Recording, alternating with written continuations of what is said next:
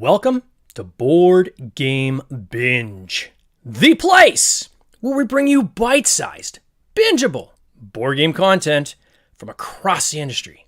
I'm your host, James Staley, and in this episode, we're chatting with Rob Daviau, Chief Restoration Officer for Restoration Games, the company that specializes in bringing some of your out-of-the-print favorites back to life. Rob, welcome to the binge. How you doing? I'm doing great. That was a hell of an intro, man. I'm like excited to see who's on this show after hearing that. And then you find out it's you. And then it's me. So welcome to the binge. I have been wanting to have you on this show for quite some time. So thank you so much for your time. I really do appreciate it. I tell you, this whole concept of restoring kind of like that car from the backyard, that rust bucket back there, bringing it back to life. And you guys do that with board games, which I think is just such a cool idea. It is. I wish I could say it was my idea, but it was not my idea. So how did it start? Like whose idea was it? Justin Jacobson, who's the co-owner and my business partner. After leaving Hasbro, and I know we're going to talk about that at some point, I was and still am an independent board game designer. So I was making Pandemic Legacy and a bunch of games, and Justin was my lawyer. Yeah, these little tiny things, little craft games. I'm still surprised they sold any. But Justin was and still is also my lawyer.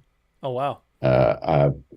We had met at Gen Con. He had done a seminar on legal advice for designers, which my wife went to and got his card, and he became my lawyer. And he just reached out and said, I want to start a publisher. He was like, I want to sell my law practice and become a publisher. And I was like, okay. He goes, I want you part of it. I said, sounds like a horrible idea. I want no part of it. There's too many publishers. And then he pitched the restoration idea. He goes, we only take old games that are out of print and we restore them. We don't reprint them. We sort of say, if they were released today, how would they be? And I said, I'm in. This sounds great. And it also enables me to make my own independent games and sell them to other publishers without any conflict of interest. Although more and more of my time is being spent with restoration these days. I kind of leveled up to management. There's people working for me and I talk about business decisions, but I'm still at heart a designer. Oh, that's amazing. So I want to kind of rewind the record back here to when you first, so you started out at Hasbro, right? Yeah, 25 years ago, 1998. Oh my gosh, wow. We're coming up on 25 years.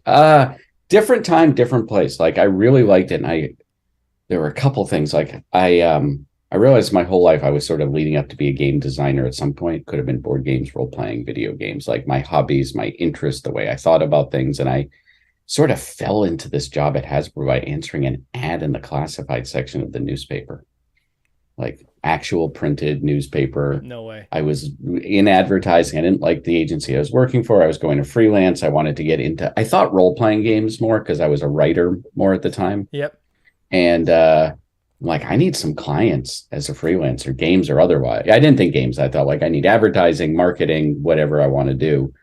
And I just saw like Parker Brothers is hiring copywriters up. And then I'm like, well, sure. I don't want to be a copywriter at a game company. I want to be a game designer, but I'll throw my hat in the ring. And then very long story. We only have half an hour. I ended up as a game designer. From there, about a year and a half later, they consolidated the Milton Bradley plant in Western Massachusetts, where I moved and still am today. And then 11 years later after that, in 2011, the company consolidated again at corporate headquarters in Rhode Island. And my wife and I both worked for Hasbro, and we tried to commute and go back and forth, and still with kids, and it just wasn't working. And so we left, and I started my own company in 2012. So there's two things I want to really unpack out of that. One is, what was your first game that you did when you were at Hasbro? What was the first one you designed? I walked in on the first day, and there were two games assigned to me. One was Looney Tunes Monopoly. Actually, they would say Monopoly Looney Tunes Edition. Yeah. And while that sounds like yet another Monopoly, in 1998, Hasbro wasn't doing all those monopolies. There were knockoff companies doing, but they had done Monopoly Star Wars Edition in 97 for the 20th anniversary of Star Wars, and it had just hit big. And they're like, oh, we can just do licenses on Monopoly. So that was like a brand new thought. So I had to do Monopoly Looney Tunes Edition. And then the Bill Clinton impeachment Monica Lewinsky trial was going on, and there had been a game called Scruples, which had been out in the 80s, that they said we can update and put out for to sort of capitalize on this, but it was a big company and they were in the process of hiring a lot of people. We did it, but we didn't do it fast enough to capitalize. By the time it came out, that moment had passed. This was part of the reason Justin knew my past, that he wanted me to be the creative director, because a lot of my time at Hasbro is, hey, here's a game that came out 10 years ago, make it better. Yeah. Here's the game of life we haven't really looked at in 8, 10, 12 years. How can we tweak the gameplay? How can we make Battleship a card game? So a lot of what I've done in my career is taking an idea for a game and saying, oh, I see how this could be better. I see this could be modernized or twisted. So those were the two I did. And I ended up on my very first day opening up a Word doc and making a little template of, okay, here's standard Monopoly. So you got Mediterranean, Baltic, Vermont, Oriental, Connecticut, blah, blah, blah. Here are the spaces, here are the cards. And then here's the license version, and currency is this, and houses are this. And it was sort of just a template. Yeah. And when I left Hasbro in 2012, that was still being used, that document, whenever someone's like, oh, I need to do a licensed Monopoly. And it just floated around the office and everyone had their copy of that template. But it was my first day. I was like, no one knew how to do a licensed Monopoly. So I defined how to do it. And how quick did that become? Because I got to think that once you kind of set that template out, it's very cookie cutter-ish, right? Like you're just literally just reskinning, name your license onto the game, right? And mostly it's just a graphic refresh. I think I said special rule or twist that makes this different from Monopoly. Because even though I was a designer for one day, I'm like, why do you just want to repaint Monopoly? There has to be some reason to buy it. I was wrong. People just buy it for the license because they want to give it as a gift to a nephew or a grandkid or at a birthday party. But as a game designer and game fan, I'm like, why would you want two of the same thing that play the same with different pictures on it? So I had something which just said special rule or twist that makes this game different from other Monopolies. And I think I said, if you roll doubles instead of rolling again, you could do something. And depending if it was double ones, twos, or sixes, like some sort of wacky Looney Tunes thing happened. Yeah, if you went and looked at the game, I'm probably wrong. But that's, because in 25 years it was something like that. And then I had to do a Monopoly Lord of the Rings. And it was whenever you rolled doubles in addition rolling again, there was a ring that started on go and it went around. And if it ever got to the last space, which was Mount Doom, the game instantly ended. Whoever had the most whatever money was one. So I put a timer on it. So it's just little things to make the game feel different. It's a little icing, so to speak, right? A little icing. And I'm pretty sure that got dropped pretty quickly when they just marketing and Hasbro's like, why are we doing this extra stuff? Just put different pictures on it. Yeah, no kidding. And then the other question I was going to ask is, you said both your wife and you worked at Hasbro. Did you meet her at Hasbro, or did you just? We did. When I moved out here, when I started, I was married to a different person and had kids, and then got divorced. And then years later, so no shenanigans or anything, my wife started at Hasbro, my now wife, and she's in graphics and I'm in game design. So I make it and she makes it look good. And we just got along and we worked well together, and then, eventually started dating and got married. And actually our wedding was the week Hasbro was moving to Rhode Island. So we were either not taking the move, getting married and both being out of work, or we were taking the offer for the move and then being in Rhode Island. But my kids were still here. It was shared custody with my ex-wife. So that's why it was a whole back and forth thing and didn't just move with the family. And then when we left Hasbro, she ended up working at Yankee Candle, which is sort of in this Western Massachusetts region. While I got my company started, sort of just carried me until I could get some games up and running. And then I got some things going well. So I said, you don't really need to work at Yankee Candle, at least short term. Why don't we work together? And right around that time, Restoration started. Wow.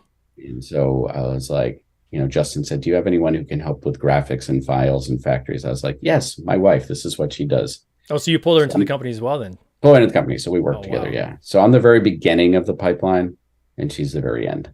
Oh, wow. And now I know I'm jumping all over the place here, but there's so much to kind of unpack. So pandemic, 25 years of stuff. Yeah. Pandemic Legacy. How did that kind of all come about? Well, I had near the end of my time at Hasbro come up with a legacy idea and tried to apply it to Clue, and that didn't work. And so then did the pitch of my lifetime and got them to agree to it for Risk Legacy. And that game died along the way like 4 times, and I found ways to bring it back to life. And I knew it had a potential to be different and big and exciting. I said, this is either going to be huge or a flop. There's no middle ground for this idea. And it happened to come out when I was working in Rhode Island, but I knew it. Okay, this isn't working. I'm gonna have to leave and start my own company. So it's just this wonderful calling card as I was leaving Hasbro to say, like, I did that thing last year. I had done a whole bunch of other stuff, but that's something that like the Gen Con crowd would know. It's big, right? Like, I mean, it was. Yeah, it was. I don't know how much it sold because I don't have any visibility to it. I don't know any piece of it, but it got attention, is what it got. And so I was just going around Gen Con in 2013, 14, 13, let's say 13. Yes. And about a year after I'd left Hasbro, I was just, hey, I'm a designer. I don't have anything to show, but I do freelance. I do editing. You know, I'm still working up ideas, or maybe I had like one idea to show. Like I spent a lot of my first year consulting back to Hasbro and didn't have time to do my own games. And so I was just mostly offering services and making connections. And someone at Z-Man Games said, hey, Matt Leacock's looking for you. It's like, is he here? It's like, no, he's not here, but he asked someone for your contact. I'm like, okay, cool. I'll get in touch with him. Mm-hmm. Got home, completely forgot about it. Walked by a Pandemic on a shelf. I'm like, I should reach out and find Matt. And I like found him on Twitter, and he emailed me and asked if I wanted to do a Pandemic Legacy. And I was like, yeah, I do. And in my head, I thought it's not going to work as a cooperative. And I don't know. And I didn't really understand how Legacy games worked and I'd done 1.5 then. I was working on another one. Yeah. And we just worked well together. We started talking. He had the beginnings of an idea, and we did some structure, and we did the whole thing in about 13 months. Like, oh, wow. It was September of 2013 to October of 2014. Oh, man. So, yeah, that game is out on, I'm part of a meetup group, and there's a group that, part of our meetup that comes, there's about, I think there's 5 or 6 of them. Every week they're playing Pandemic Legacy, so that's nice. The one that kind of just it sprung to mind. So Restoration Games, this whole concept of kind of taking that rusty old thing and, you know, giving it a new life. How do you approach? Like, I'm just trying to think. Like, there's so much out there that's been out of print, right? And yeah. And so, have you guys narrowed in on like a certain time period that you like to hit? Is it just kind of anything that was maybe popular that, like, what's the decision process to kind of choose what that title is going to be? It is a little chaotic and always changing. At first we thought we were going to be doing more sort of classic Euro games like Reiner Games and Wolfgang Kramer from the late 90s, early 2000s. And we did Downforce, which did okay, but we haven't really gone that way, and I don't know if our audience these days would want to go on that journey with us. Like, we may do them, we may not, or a heavier Euro.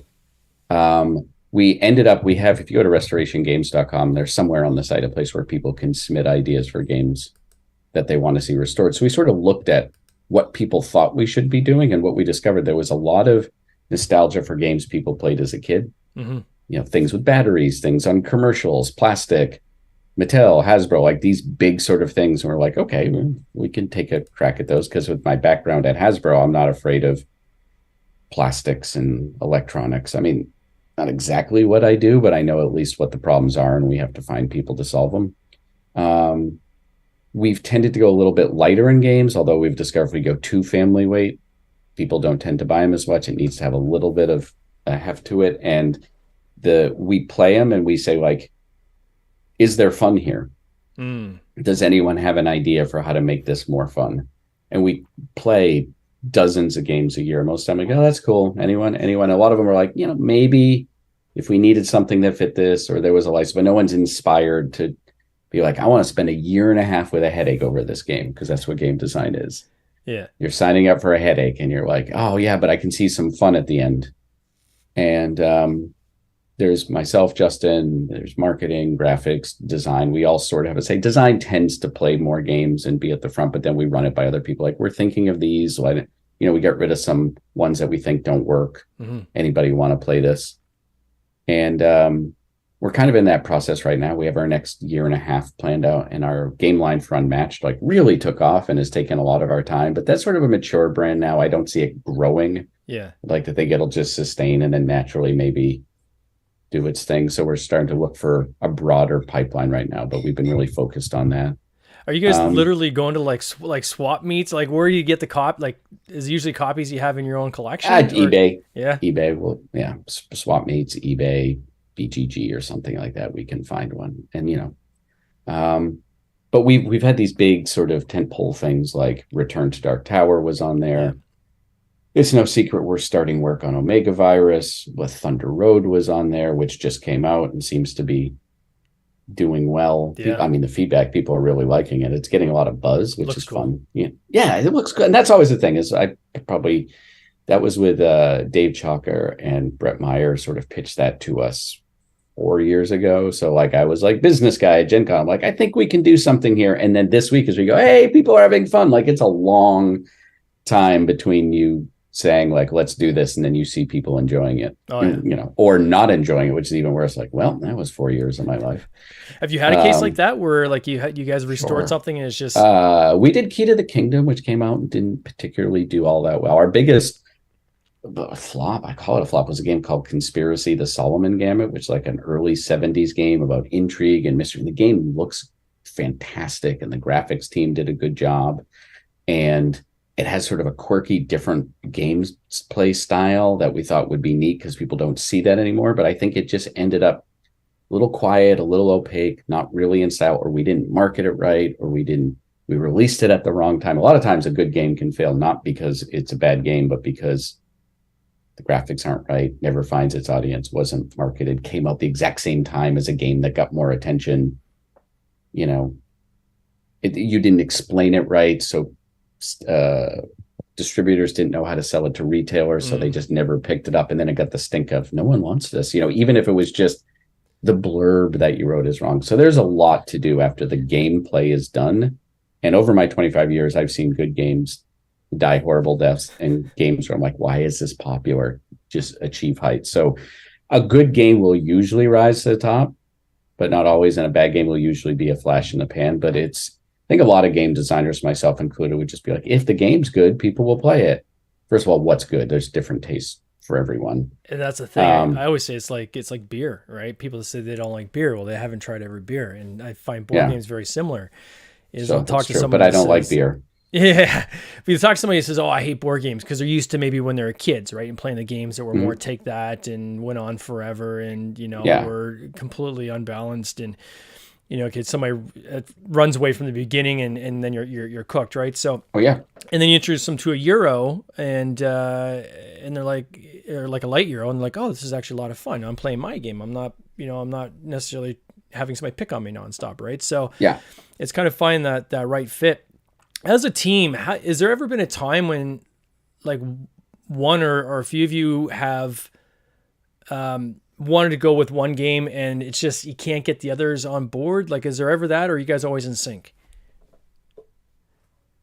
Probably. I don't remember. There's a lot of games like maybe, I don't know, you like it in someone else. Like I had a game that I played as a kid called Pathfinder, which was a 2-player maze building game from the 70s. Yeah. I love it because I played as a kid.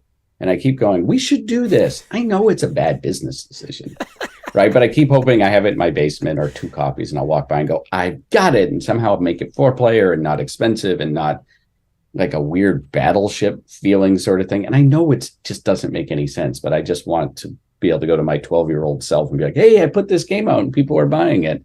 So people have passion projects. Yeah.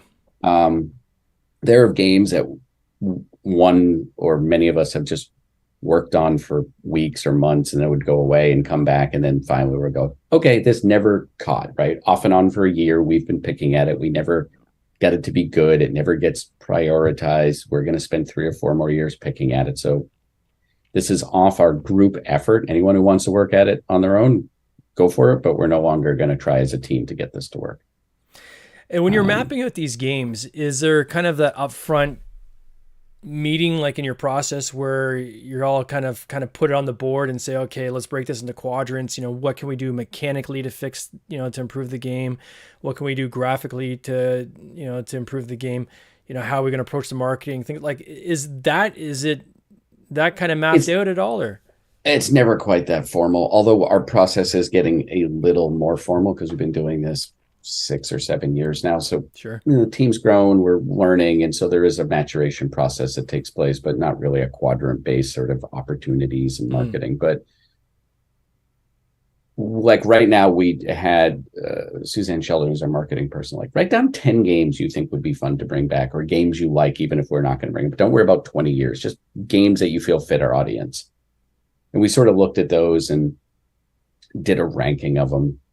And then you talk about things like, oh, it's a racing game. Well, we've got Downforce and we have Thunder. We don't need another racing game. Or this game's pretty cool, but in order to make it cool, it would be $80 by today's standards for all the plastic and this and that. And, you know, plays in 20 minutes. No one's going to pay $80 for it. So a lot of things get taken off because, you know, oh, it only plays 2. It would cost too much. It would take too long. Like someone got really excited about a game. I think it was Suzanne and I in our Slack, and I just went to BGG and highlighted gameplay, and it was like 300 minutes. And my only response was like, average gameplay 300, like a 5-hour game. And she's like, oh, yep, fair enough. She's like, how much do you think you could bring that down? I'm like, not to like an hour and a half, right? Yeah. I think people who like this game and want to play this game want a lengthy experience. So it's like, do we want $100 game that plays for 5 hours? And we're like, oh boy, no. What is the sweet spot for you guys? Is it like an hour and a half type? For an hour to 2 hour. We tend to, and this is my influence, and I can see some people getting tired. I tend to want games as I get older. I'm like, I want lighter games. I want games with a hook. Yeah. I want not quite a pop song throwaway game, but I want a game that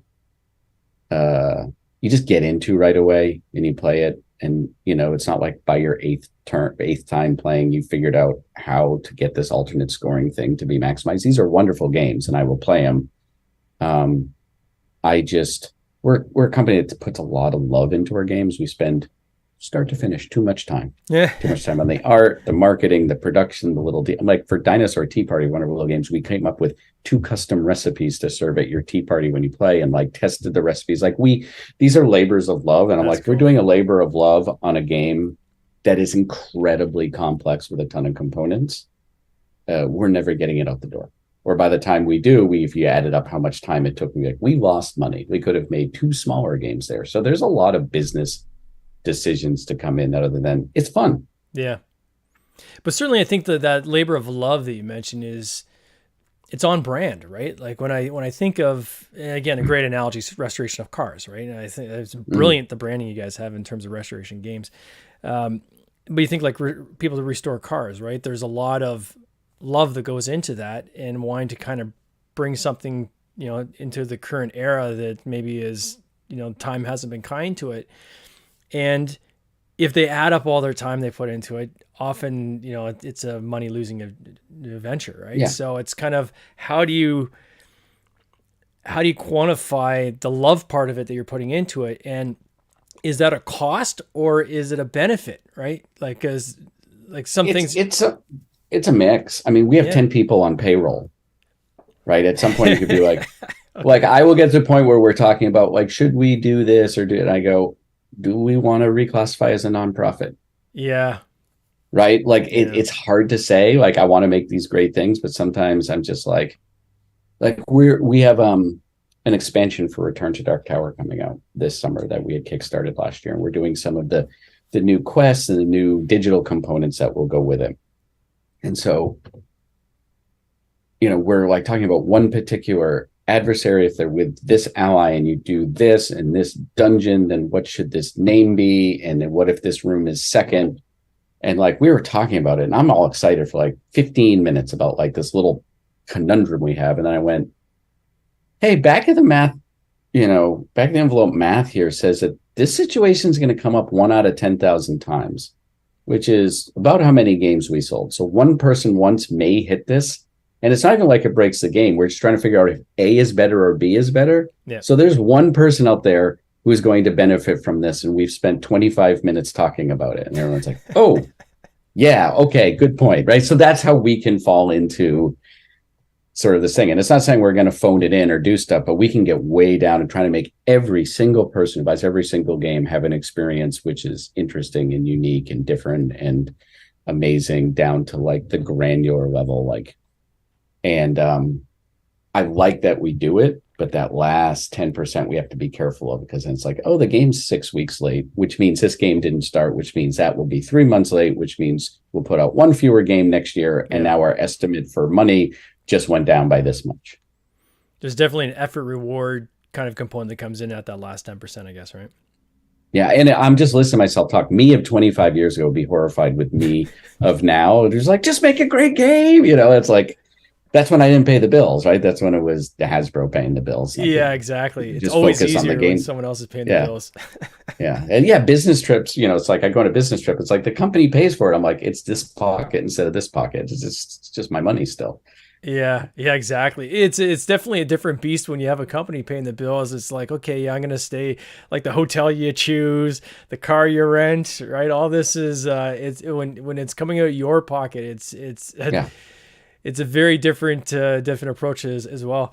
I want to kind of get into, if I may, the licensing part of it, because I find this incredibly interesting. How do you go about securing the licenses, right? So you've got this game, and how early in the process is that for you guys in terms of before you spend any time on it at all? Do you go and find it if it's possible to get the license, or do you do a little bit of investigation first, or how do you approach that? We spend very little time before we get the license. Justin, as the lawyer in the group, does most of the licensing arrangements, and there's a whole half-hour show on how to get a license and advances and royalties and everything. But where we're like, oh, we think this license would be good. Is it even available? Do we think would like? So there's some initial inquiries, like if they say like, yes, your initial email says we'd be willing to talk about this, because door can be closed right there. They might say, oh, Fantasy Flight already has that. Yeah. Or we don't do board games. Then there's a little delicate balance, as little time as possible coming up with an idea that may not pass. But we're about to propose something to them. So if they say we love it, we don't then want to turn around and get in the weeds and do costs, go, oh, we're not going to make any money.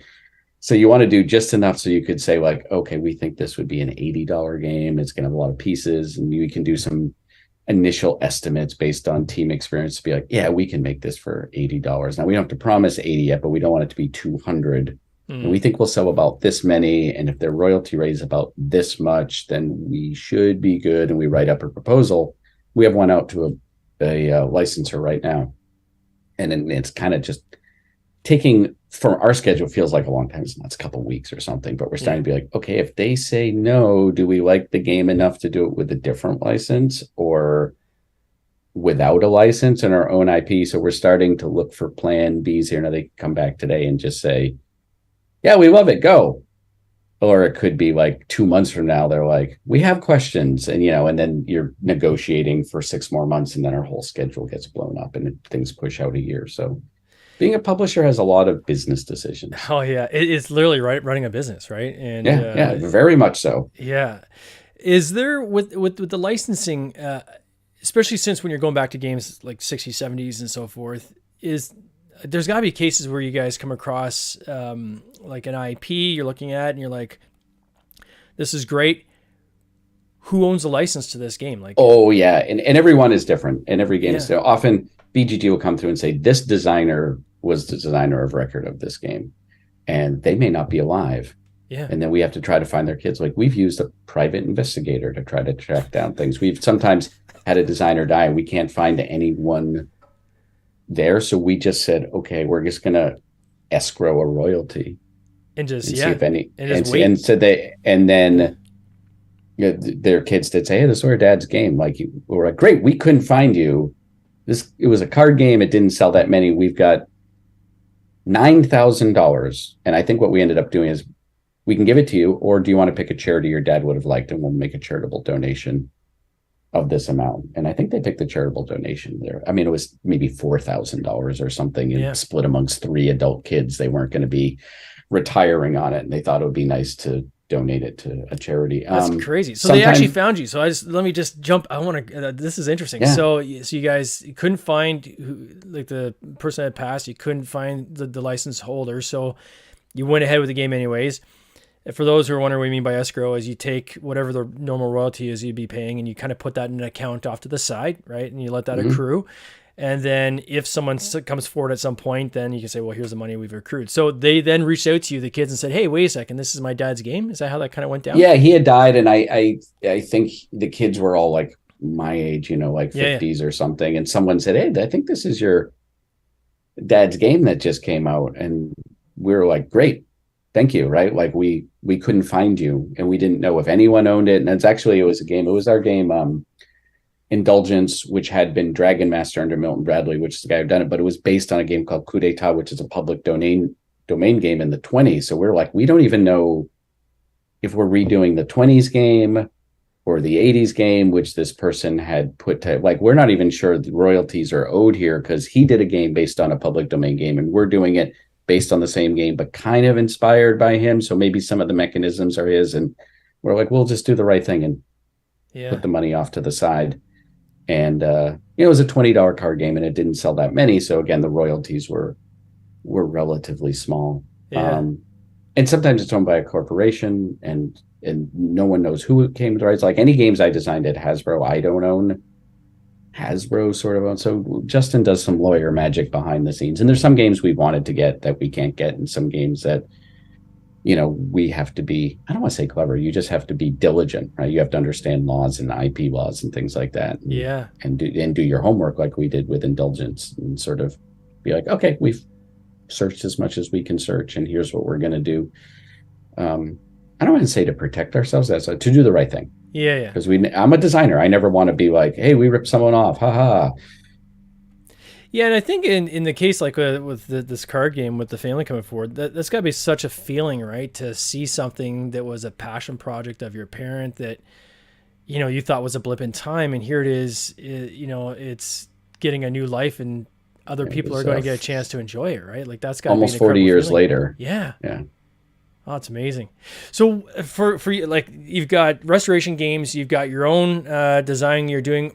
Can you talk about what's kind of coming next, or what the next thing is? It's a really interesting time right now. Like I said, with restoration, I'm not going to talk about anything because Suze will kill me. And that's fine. We have coming, for people who back Thunder Road, you should have it. There seems to be some people who feel a little left out. So we're trying to figure out, do we make more? Do we make, because some expansions are only available on the Kickstarter. Yeah.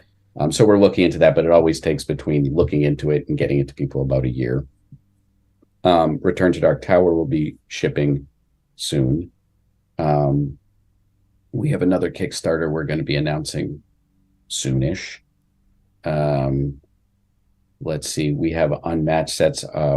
We ended up doing 5 Marvel sets, which wasn't the plan to do 5 Marvel sets. It was just, this was the plan in 2018 with a different company, and then the pandemic hit. I don't know if you read the news, but that kind of disrupted a whole bunch of things. So they ended up falling into our lap and coming out later and than we thought. So we have our 5th one is coming out there, and then we have a Japanese themed one called Sun's Origin coming out in the fall. We have a cooperative Unmatched that will be launching, fulfilling for Kickstarter in August. We were hoping to get it for Gen Con, but I think doing the Kickstarter actually delayed us 3 weeks, and that's all it took, because we had to do the Kickstarter, and so we won't have it for sale at Gen Con, maybe.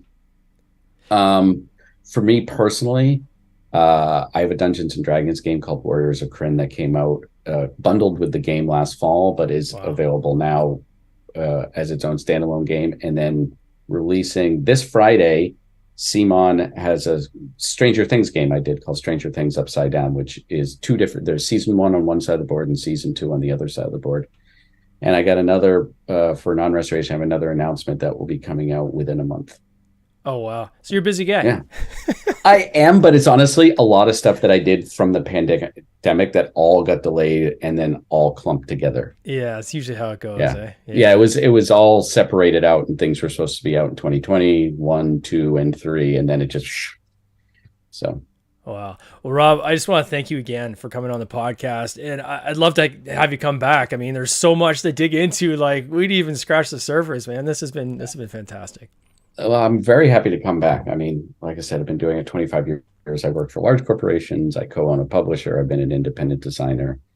I've probably done some other things. I've been a professor, right, of game design. So I've managed, like, you just put your head down and start working, and then you turn around and you're like, oh, I have a white beard, and it's been 25 years. Like, that just goes pretty quickly.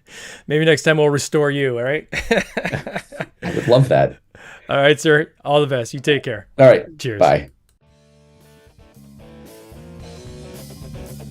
This has been an episode of the Board Game Binge podcast, hosted by James Staley, produced by James Staley and Mike Bruner, with original music by Nick Smith. If you would like to watch these interviews live, simply subscribe to our YouTube channel, Board Game Binge, and you'll get access to live interviews, giveaways, and interesting board game content from across the industry. I can't wait for you to join us. See you next time.